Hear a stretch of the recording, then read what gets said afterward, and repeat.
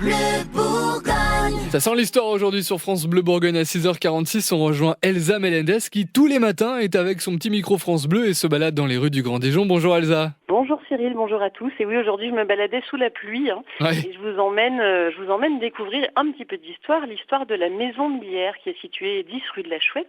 Je suis avec son propriétaire Jean-François Lyotet qui a accepté de me recevoir tôt le matin et qui m'a déjà préparé un thé. Sympa. Jean-François, est-ce que vous pouvez nous parler un tout petit peu de cette maison, la maison Millière?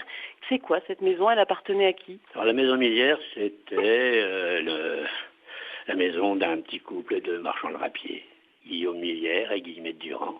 Donc le nom vient finalement du nom de ce monsieur. On a gardé le nom de... Peut-être qu'on aurait pu l'appeler la maison Durand parce que Guillemette était une forte personnalité. On le sait. Il existe aux archives municipales une lettre écrite de la main de Guillaume Millière sur laquelle il dit « Moi, Guillaume Millière, ayant fameux grosse, demeurant la paroisse Notre-Dame, grièvement malade, mère de 5 enfants, supplie humblement les échevins de bien vouloir réduire mon imposition. » qui avait été fortement augmentée. En 2 mots, je vous dis pourquoi. Parce que, les ducs de Bourgogne, le dernier, Charles le Téméraire, il s'est fait manipuler par Louis XI, il a pris la pâtée à Grandson, puis au final, on l'a retrouvé près d'une mare devant Nancy, et Louis XI a considéré que Marie de Bourgogne, la seule fille de Charles, n'était pas légitime, et il a mis la main sur la Bourgogne. Et les Dijonnais n'étaient pas contents, ils ont râlé, même un peu révolté, il a fait bâtir à la place de la Poste un château pour maintenir les velléités d'indépendance des Dijonnais. Et c'est pour édifier ce château qu'il a décidé de faire payer l'impôt et que les petits, comme nous sommes encore maintenant, Guillaume Millière, il a quand même râlé un peu et ça fait du bien. Voilà, ça c'était Guillaume Millière qui était marié à Guillemette Millière et c'est eux qui avaient fait construire cette maison au XVe siècle. On va en reparler dans une dizaine de minutes. France Bleu. France Bleu, France Bleu Bourgogne. Dans 4 minutes, 7h. Vous êtes à la bourre? Bon courage, ça va bien se passer quand même. On retrouve Elsa Melendez en direct de la maison Millière. On est à Dijon et on en découvre son histoire, Elsa. Oui, avec Jean-François Lyotet, le directeur de l'établissement La Maison Millière, qui a donc son fonds de commerce ici, son salon de thé, où on nous propose toutes sortes de choses. Vous l'avez entendu tout à l'heure, Jean-François est passionné d'histoire. Est-ce que vous pouvez nous raconter plus en détail l'histoire de Guillaume et Guillemette qui ont fait construire La Maison Millière en 1483? 23, l'année de la mort de Louis XI, le satané Louis XI. Alors, ils ont hérité du papa. Guillemette avait son papa qui était potier d'étain, il a bien réussi dans son commerce et c'est là qu'ils ont décidé ensemble de faire édifier cette maison. Alors, les commerces du drap étaient d'importance à l'époque. On travaillait à l'intérieur, on vivait dans les étages et le commerce se passait sur la façade. On relevait le volet du haut car il n'y avait pas de fenêtre, des volets en bois, en guise de auvent. On rabattait la partie basse sur laquelle on posait les marchandises et c'est de cette pratique qu'est née l'expression « trier sur le volet ». Ah, on en apprend des choses un peu le matin. Donc c'était une maison vraiment typique de commerçants du XVe siècle. Oui, du XVe siècle. Alors, comme toutes les maisons, elle a vécu sa vie au début XXe. Il y a eu une corsetière, un marchand de malposte. Et puis, depuis 98, un petit couple, Lydia et Jean-François, qui sont tombés amoureux, car comme tous les Dijonnais, on a rêvé devant cette façade sombre qui appartenait au quincaillier d'en face. Il mettait ses tuyaux de poêle. J'ai encore 500, tiens, un appel, si quelqu'un veut des vieilles chaînes rouillées, j'en ai 500 kilos dans la cave dont j'arrive pas à vous débarrasser, ça donne envie, des chaînes rouillées. Et puis on peut voir les 2G de Guillaume et Guillemette qui sont gravés dans la pierre ou dans le bois. Sur une poutre en encorbellement, c'est une poutre qui est posée sur des corbeaux en biais au-dessus de la porte. Il y a les 2G inversés de Guillaume et de Guillemette avec une petite cordelière d'amour qui les relie. Vous ferez attention en passant la prochaine fois. Moi, je continue à vous parler de la Maison Millière avec Jean-François Lyotet dans une quinzaine de minutes. À tout à l'heure. À tout à l'heure, toujours en direct à 7h15. France Bleu. On retourne à la maison Millière. On est rue de la Chouette à Dijon avec Elsa Melendez qui nous raconte un petit peu les coulisses et puis l'histoire aussi ce matin. Oui, la maison Millière, c'est 10 rue de la Chouette. C'est une maison qui date de 1483 et qui a été construite par le marchand de rapier Guillaume Millière et son épouse Guillemette Durand. Ils l'ont fait construire. C'est pas loin de l'église Notre-Dame de Dijon, dans la rue de la Chouette. Et depuis 98, ça a été restauré, aménagé. C'est une boutique d'objets artisanaux et un salon de thé, restaurant avec une cuisine, de la cuisine bourguignonne. Et c'est tenu par Lydia et Jean-François Lyotet. Je suis justement avec Jean-François. Et Jean-François, on parlait de jardin sur France Bleu Bourgogne. Vous aussi, vous en avez un joli qui s'appelle, j'ai vu, le merle chez qui j'habite. Ça veut dire quoi? Le merle chez qui j'habite. Parce que le lieu était habité avant qu'on soit là par un merle qui vient d'ailleurs. Alors peut-être ce sont ses enfants ou ses petits-enfants, mais on l'a nommé comme ça en souvenir de ce locataire particulier. Finalement, c'est vous le locataire particulier, puisque vous habitez chez le merle. J'habite chez le merle, oui, exactement. Alors, c'est très, très intéressant parce que ce jardin, c'était l'entrepôt avec un cahier d'en face, du béton partout, les claustrophobes se seraient sauvés, mais vraiment en courant.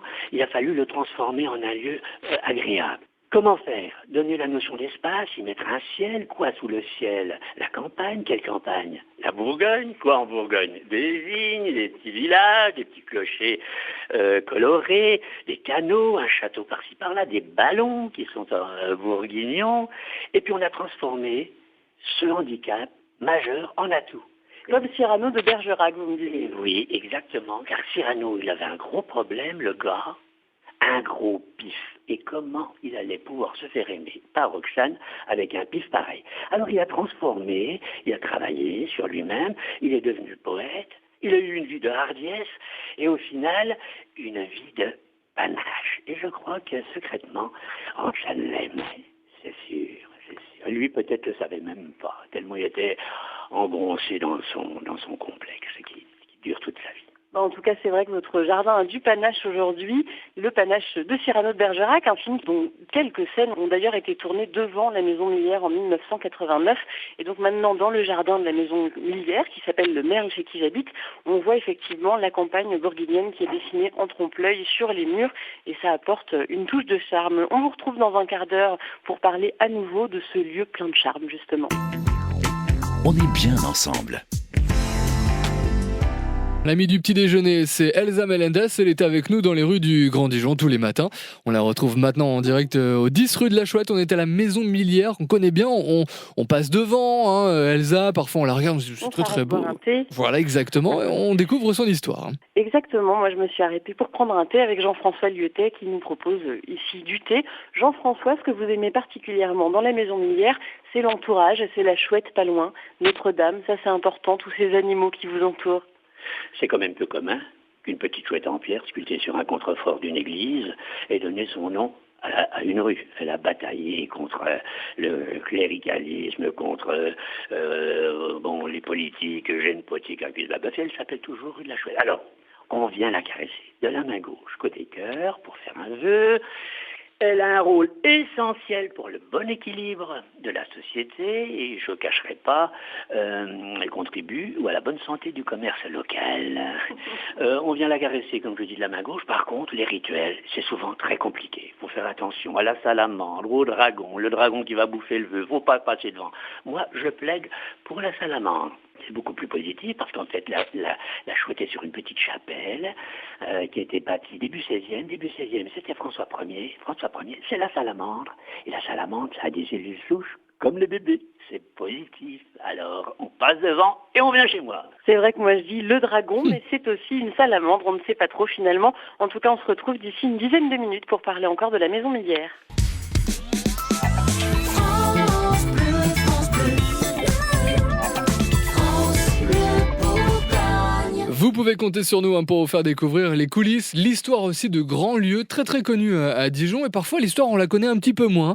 On est dans les coulisses de la maison Millière rue de la Chouette avec Elsa Melendez ce matin. Oui, je suis avec Jean-François Lyotet qui est propriétaire du fonds de commerce ici dans la maison Millière. Il nous propose de la cuisine bourguignonne du lundi au dimanche, on en reparlera. Mais Jean-François, on parlait des animaux tout à l'heure. Il y en a sur votre toit d'ailleurs qui tournent un peu le dos aux passants avec mépris et qui tournent le dos à cette petite chouette de la rue de la Chouette. Vous, qu'est-ce qu'elle vous inspire, cette chouette? Au Moyen-Âge, Les gens ne savaient pas lire, mais ils savaient interpréter les allégories, les signes. Et l'église Notre-Dame, comme les cathédrales, c'est un livre ouvert.